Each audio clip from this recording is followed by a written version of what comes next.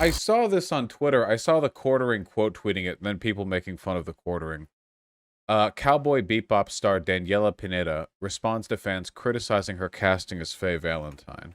So, as you know, our Cowboy Bebop first look dropped today, which was so exciting. And I just Nice. wanted to address a couple of things that sort of keep coming up in the comments amongst fans. Uh-huh. First, I wanted to apologize to the fans that I did not anatomically match the Faye Valentine character. 6 foot, double D size breast, 2-inch waist. You know, they looked everywhere for that woman and they couldn't find her. It's kind of weird. So they just went with my short ass. I know. Am I right? You know, there was talk about, like, can we put Daniela in a time machine and maybe give her different parents so she has different genetic information to sort of make her. Alas. Yeah, she's kind of stacked. There we go. It's the closest we're getting to an official. Yeah, we're tall, we got some honkers. You know that this is like 1990s aesthetic because she has no hips. Nowadays, whenever they bust out the really hot female characters, they're stacked. You know, they have wide hips and a fat ass and big tits. But back in the 90s, you know, up until the meta was changed by the hit song Anaconda by Sir Mix-a-Lot, you know. Before that, it was basically just a wasteland of small-hipped bitches, you know. But yeah, we have a good aesthetic going on here. We have like a paper mache. Wait, is it not Anaconda? It's sorry, that's the new one. It's I like big bucks and I cannot lie. Baby Got Back. That's what it's called. And Anaconda was the remix. Thank you. Yeah. Baby Got Back. There we go. Thank you.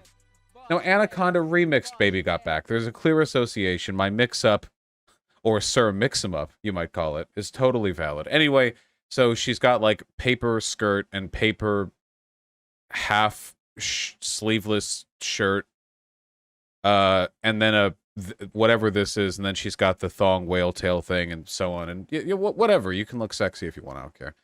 Her look better. It proved to be too complicated. And the other thing I wanted to bring up was I want to apologize that the outfit I'm wearing is not exactly what she wears in the anime. You know, we tried, but doing stunts in tissue paper, things disappear, they rip. Sometimes it just got lost. Anyway, like I was saying, that original. Wait, did this get cut? In the original thing, she said gets lodged up in all my bits. Culture Crave, did you censor this? You pieces of shit. You fucking cowards. You losers. Oh, whatever. Well, the point's made. There. Hold on. Where's the quartering? Amir, the quartering. Let's fish this one out so we can see this big quote tweet that everyone was raving mad about. Hold on. Deleted the tweet? Wait, did he actually delete it? Seriously? Why the fuck would he delete it? What? Is he really that allergic to criticism? Seriously?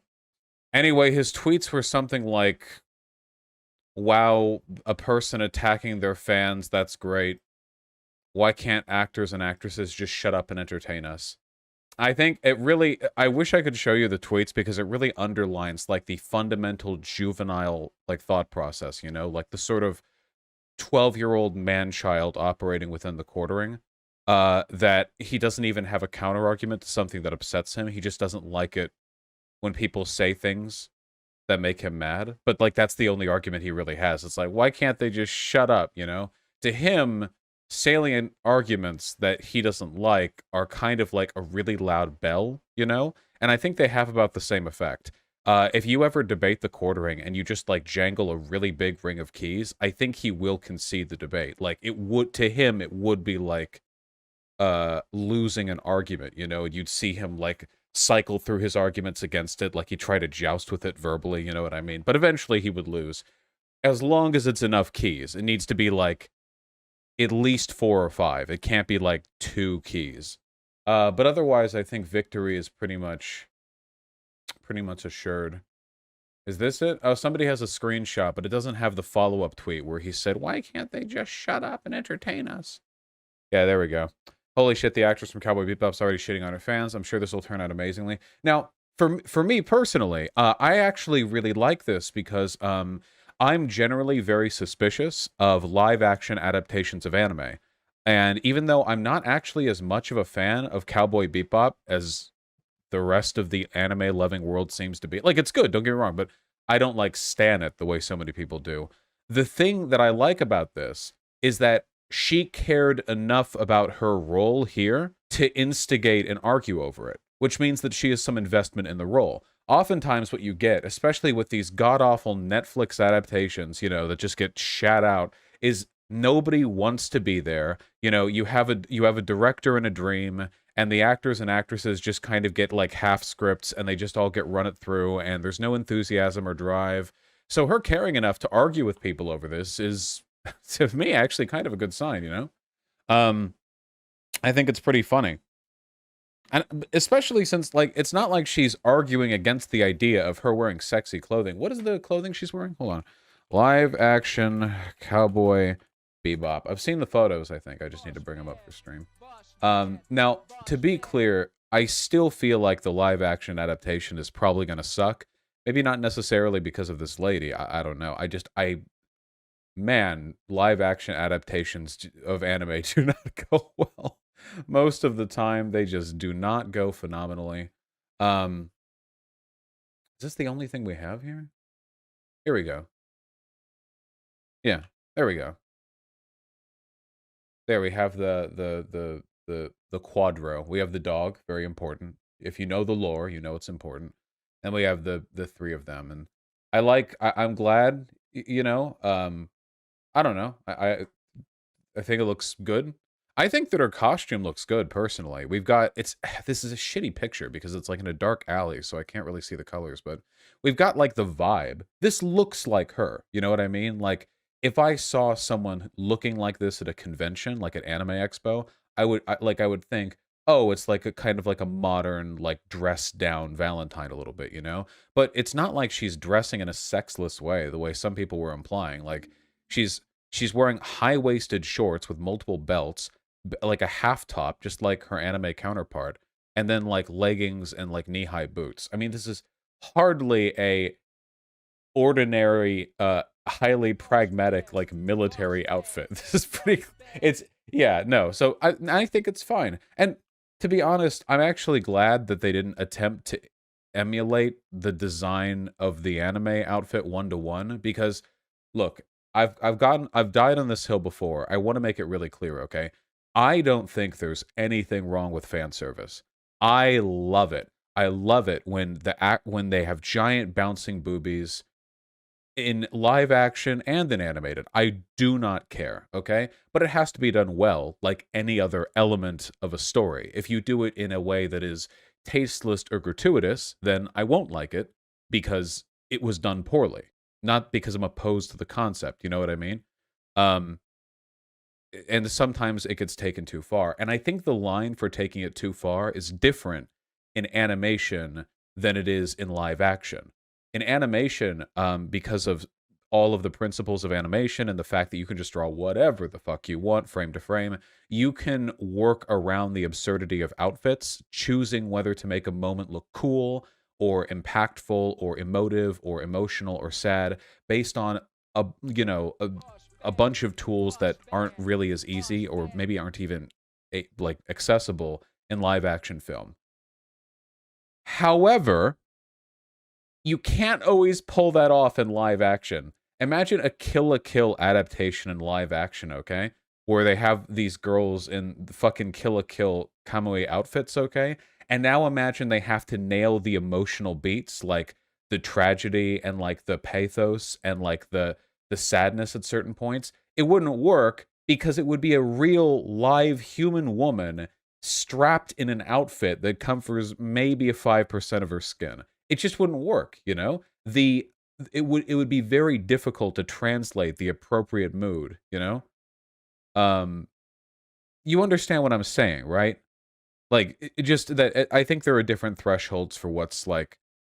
Or, okay, I'll put it another way, okay? If you're watching an anime and there's a girl who has like some cleavage, that's non-remarkable to me.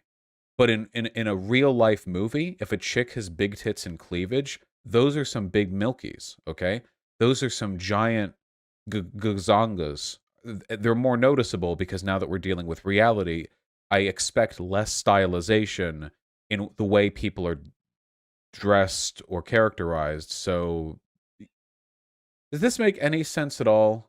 It would just look really silly if they put Faye Valentine in this outfit with a real woman and then tried to hit all the beats of a story that has like a wide emotional arc and isn't just like cheesecake fan service. If it was just cheesecake fan service, like if Cowboy Bebop was actually like cow dick fuck pussy and it was like just a porn video, then fuck it, put her in this outfit. I don't give a fuck. Have the thong right up to the hip bone.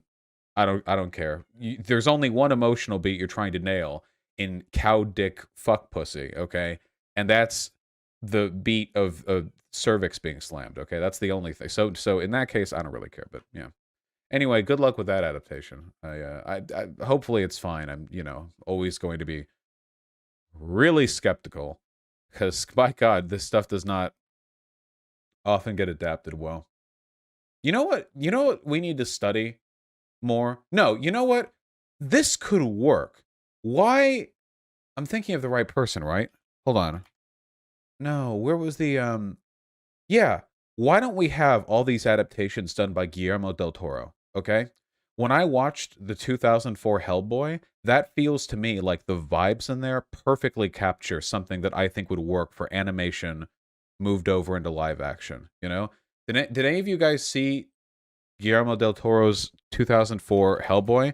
I haven't seen the 2019 one. Hopefully it's good. I don't know. I never saw it, but it was so good.